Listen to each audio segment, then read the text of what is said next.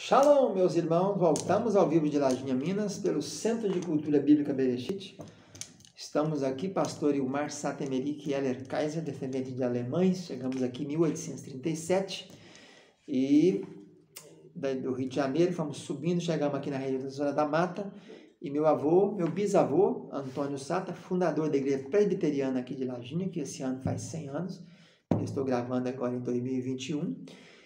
Ele chegou aqui, fundou a igreja presbiteriana aqui, nas terras que havia comprado do comendador Leite, que é um dos fundadores do patrimônio, né, da localidade de Lajinha. Então, somos luteranos, protestantes, presbiterianos. Depois, eu recebi a influência, bati no poder do Espírito Santo e me tornei pentecostal. Estamos desde 87 no Ministério Tabernáculo, que é um ministério aqui, fundado aqui na região de Lajinha, mas está hoje em 6 estados do Brasil, e um missionário na Espanha.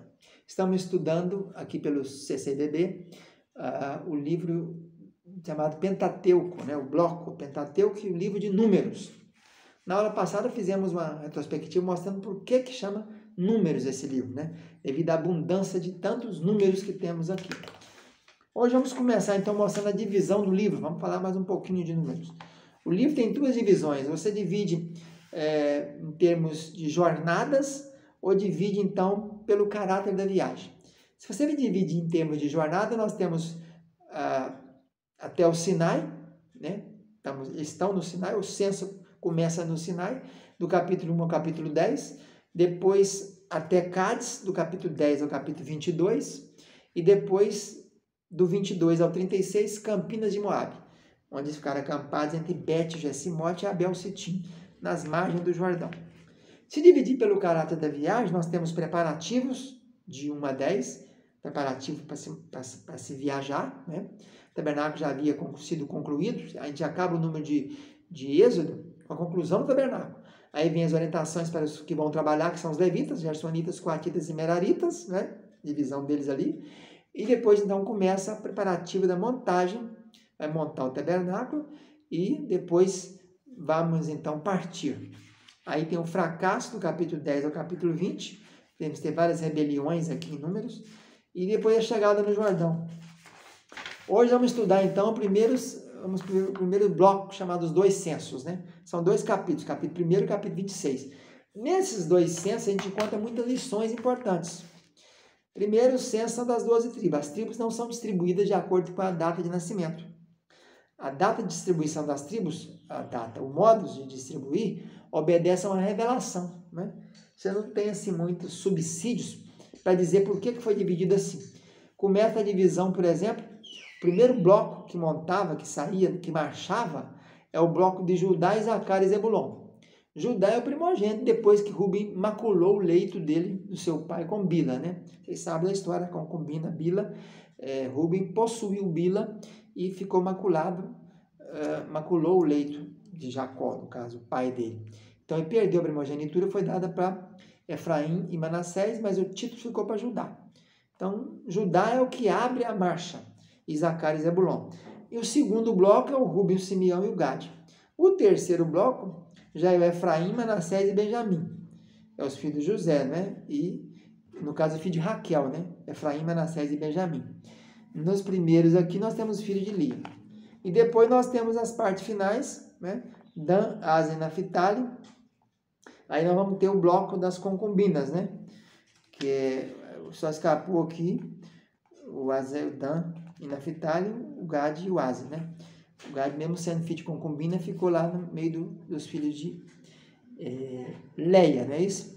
Então, os 2 censos, o censo obedeceu esse bloco, ele obedeceu isso aí. Apesar de não começar com Judá, Isacar e Zebulon, ele começa com Ruben, Simeão e Gade, depois vem Judá. Só mudou esse primeiro para o segundo bloco, que era da marcha. A diferença da ordem do censo, das tribos na ordem do censo para a tribo na ordem da marcha, é só o primeiro para o segundo bloco. Porque os outros 2 blocos, os 2 arraiais, estão na ordem. Efraim, Manassés e Benjamim, Dan, Asa e Naphtali. O que nós podemos destacar aqui nesses 2 censos? Primeiro que só foram recenseados as pessoas de 20 anos acima, né? Não se recenseava ninguém com menos de 20 anos, que era a idade que se podia sair para a guerra. Era só após 20 anos, que era o mínimo, né? A pessoa já estava formada, né? E nós vemos então que haviam 603.550 pessoas no primeiro censo, e depois, passado ali 38 anos, nós só temos 601.730. Houve um decréscimo de 1.820 pessoas. Mas nós temos algumas tribos que cresceram e tribos que diminuíram do primeiro censo para o segundo. Isso tem algumas razões de ser, né? Claro que isso não é aleatoriamente. O saldo geral de todas as tribos foi de 4.180. Então, vamos lá, então, examinar, então. Primeiro censo, a tribo, por exemplo, do primeiro para o segundo censo. A tribo primeira, que é nomeada de Ruben, ela perdeu 2.770 homens, acima de 20 anos, né? A tribo de Simeão é a que mais perdeu, 37.100. A tribo de Gade perdeu 5.150. Então, só nesse bloco aqui, houve uma perca de mais de 45.000 pessoas, só nesse bloco aqui, esse primeiro bloco, né? O segundo bloco, Judá, Isacar e Zebulon. Então, nós temos um ganho, né? Judá cresceu 1.900 pessoas, Isacar cresceu 9.900, Zebulon 3.100. Então, aqui houve um acréscimo do primeiro, em 38 anos, de 14.900 pessoas. No terceiro bloco, nós temos duas tribos ganhando e uma perdendo. A tribo de Efraim perdeu 8.000 pessoas, Manassés ganhou 20.500 e Benjamim ganhou 10.200. Então, temos um saldo aqui de mais e menos de mais de 22.700 pessoas a mais. E no último bloco, nós temos dois ganhando também e um perdendo.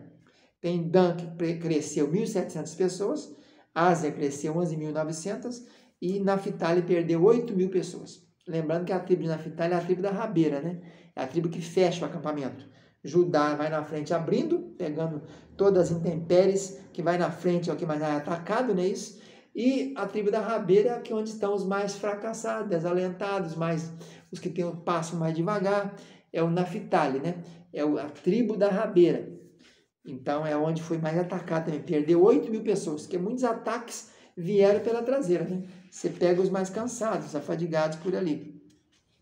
Então, essas tribos aí, a gente tem, do primeiro para o segundo censo, um decréscimo no saldo geral, perderam.